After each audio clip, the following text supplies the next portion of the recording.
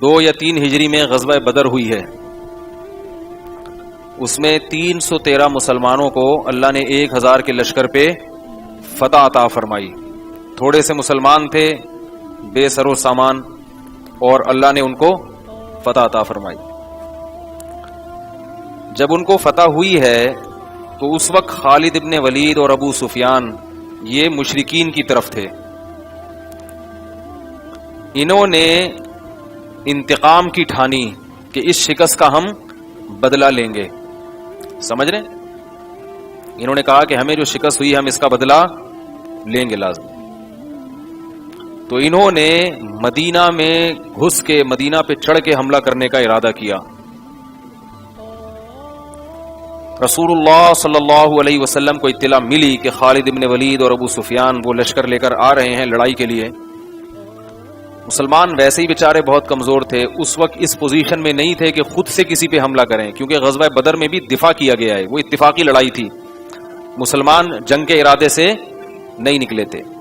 ایک کمزور قوم جس کے لیے اپنے آپ کو بچانا ہی مشکل ہو، وہ کہاں سے باہر نکل کے اور خود سے کسی پر حملہ کرے. یہ میں اس لیے کہہ رہا ہوں کہ لوگ کہتے ہیں کہ جو شروع میں جہاد نہیں ہوا وہ ایمان کی کمزوری کی وجہ سے نہیں ہوا. ایسا نہیں ہے. مکہ میں جو 13 سال جہاد نہیں ہوا وہ ایمان کی کمزوری کی وجہ سے نہیں، بلکہ وسائل کی کمی کی وجہ سے. نہ افرادی قوت تھی اور نہ وسائل کے لحاظ سے قوت تھی. اللہ نے اس دنیا کو اسباب کے ساتھ جوڑ دیا ہے. یہ جو آج کل بہت سے لوگ فنٹر بنتے ہیں نا، فنٹر گیری نہیں چلے گی. یہ ہمیشہ انسان کو نقصان پہنچاتی ہے کہ بس ایک جذبہ ہو، ولولہ ہو اور دشمن پہ چڑھ جاؤ. سامنے والے کے پاس بندوق ہے اور آپ کے پاس ولولہ ہے تو آپ کا ولولہ اس کی بغیر ولولے والی بندوق سے جیت نہیں سکتا. وہ ایک ٹھا کرے گا، آپ کا جذبہ اور آپ کا ولولہ وہیں کیا ہو جائے گا؟ ڈھیر ہو جائے گا. تو الٹی باتیں لوگ کرتے ہیں کہ بس جذبہ ہونا چاہیے، ولولہ ہونا چاہیے لڑائی کا. ایسا نہیں ہے بھائی. جہاد میں بھی بہت کچھ دیکھا جاتا ہے. دنیا میں بعض جگہوں پہ صحیح جہاد بھی ہو رہا ہے، لیکن جہاد کے نام پہ بہت جگہوں پہ فساد بھی ہو رہا ہے. کچھ ہے نہیں اور کھڑے ہو گئے، حکومتوں کے خلاف بغاوتیں شروع کر دی، لڑائی شروع کر دی، ایسی جنگ میں جھونک دیا مسلمانوں کو کہ اب وہ جنگ بند کرنا کسی کا نام، یعنی جنگ بند کرنا کسی کے بس میں نہیں ہے. مسلمانوں کی لاشوں پہ لاشیں گری چلی جا رہی ہیں، اب اس کو روکنے والا کوئی نہیں ہے. تو یہ جو ینگ طبقہ ہے نا، نوجوان طبقہ، اس کے پاس جذبہ تو ہوتا ہے مگر نہ علم ہوتا ہے نہ یہ میچور ہوتے ہیں کہ کوئی فیصلہ کریں. تو مکہ میں بھی جہاد نہیں ہوا کیونکہ اپنے آپ کو بچانا بڑا مشکل تھا. حضرت بلال رضی اللہ تعالیٰ عنہ ایمان قبول کرتے ہیں، ان کو گرم ریتوں پہ لٹایا جا رہا ہے، ان کے سینے پہ پتھر رکھے جا رہے ہیں. وہ کیسے لڑ سکتے ہیں بھائی؟ وہ تو اپنے آپ ہی کا دفاع نہیں کر پا رہے. اللہ تعالیٰ نے مسلمانوں کو حکم دیا کہ تمہارے لیے یہاں اپنے ایمان کی حفاظت مشکل ہے. مدینہ میں اللہ تعالیٰ نے ایمان کی فضا پیدا کر دی. اہل مدینہ بہت عرصے سے کسی نبی کا انتظار کر رہے تھے، بلکہ تاریخ کی بعض کتابوں میں اس قسم کا بھی کچھ آثار ملتے ہیں کہ مدینہ منورہ کے آباد ہونے کی وجہ ہی یہ تھی کہ یہود و نصارہ پڑھا کرتے تھے کہ آخر زمانے میں جو نبی آئے گا وہ اس علاقے میں ہجرت کرے گا. اس کی نشانیاں وہ دیکھ کر اس علاقے کو آباد کیا گیا ہے. تو آپ صلی اللہ علیہ وسلم کی اپنی قوم نے آپ کو قبول نہیں کیا، بہت تھوڑے لوگ مسلمان ہوئے. لیکن مدینہ میں یہ چرچا ہو گیا کہ وہ آخری نبی جس نے آنا تھا وہ آ چکا ہے. کیسی اللہ تعالی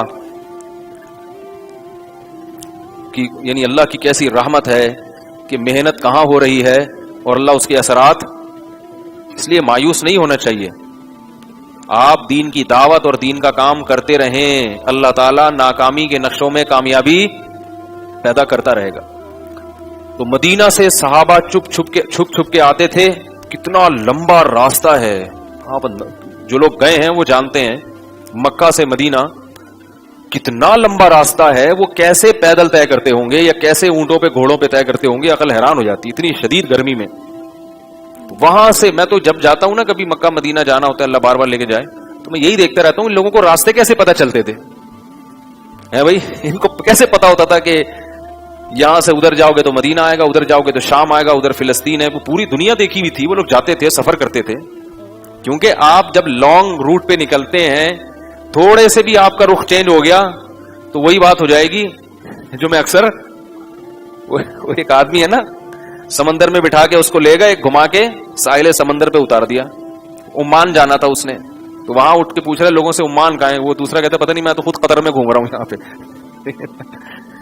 سمندر میں جا کے تھوڑی سی ڈائریکشن دائیں بائیں ہوئی, کہیں کے کہیں نکل گئے. ایسے ہی صحرا میں بھی ایسے ہی ہے. تو صحابہ کرام آتے تھے اور آپ صلی اللہ علیہ وسلم سے بیعت کرتے تھے. کن باتوں پہ بیعت ہوتی تھی؟ بڑی زبردست باتیں ہیں وہ. تو آہستہ آہستہ مدینہ میں ماحول الحمدللہ بننا شروع ہو گیا. اللہ نے اپنے نبی کو حکم دیا کہ آپ اپنا علاقہ چھوڑ دیں اور مدینہ میں چلے جائیں, وہاں لوگ آپ کا استقبال کریں گے. تو یہ سب اسباب ہیں جو اللہ کے نبی اختیار کر رہے ہیں کہ بھئی یہاں اپنی جان بچانا مشکل, اب قتل کے در پہ ہو گئے ہیں, تو جان بچانے کے لیے اپنا علاقہ چھوڑ دو.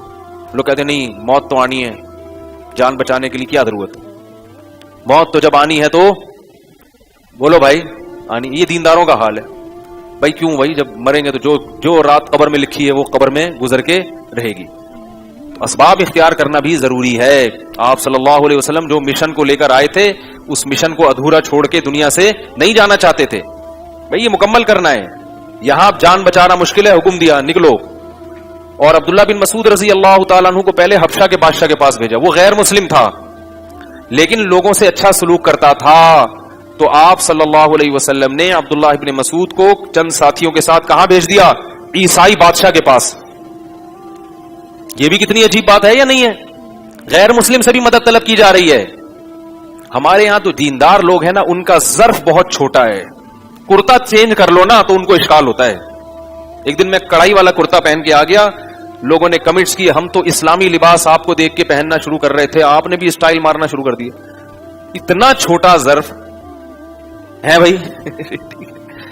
اللہ کے بندے, اسلام کی بیسک تعلیمات کو دیکھو. کیا کڑائی والا کرتا اگر بیچارہ کوئی پہن لیتا ہے تو کیا ہو گیا؟ اسلام تھوڑی ہے کہ بغیر, وہ تو میں ڈاکٹر عامر لیاقت کا ویسے ہی وہ تو اتنے زیادہ کرتے روزانہ چینج ہو رہے تھے نا. ایک مجھے دکان والے نے بتایا کہ لوگ میرے پاس آتے تھے کہ جناب ڈاکٹر عامر لیاقت والا کرتا چاہیے ہم کو. وہ کرتوں کی باقاعدہ تشہیر ہو رہی تھی اس میں. پھر بھی کرتا پہننے پر کوئی پابندی, جیسا مرضی پہنے.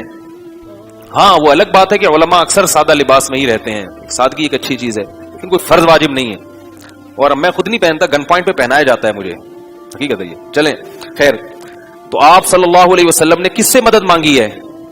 عیسائی بادشاہ سے, کہ ہے رحم دل, ہے نرم دل, ہماری قوم تو ہمیں قتل کرنے کے در پہ ہے, کم از کم ان لوگوں کو وہاں بھیجو اور وہ وہاں کیا حاصل کریں گے؟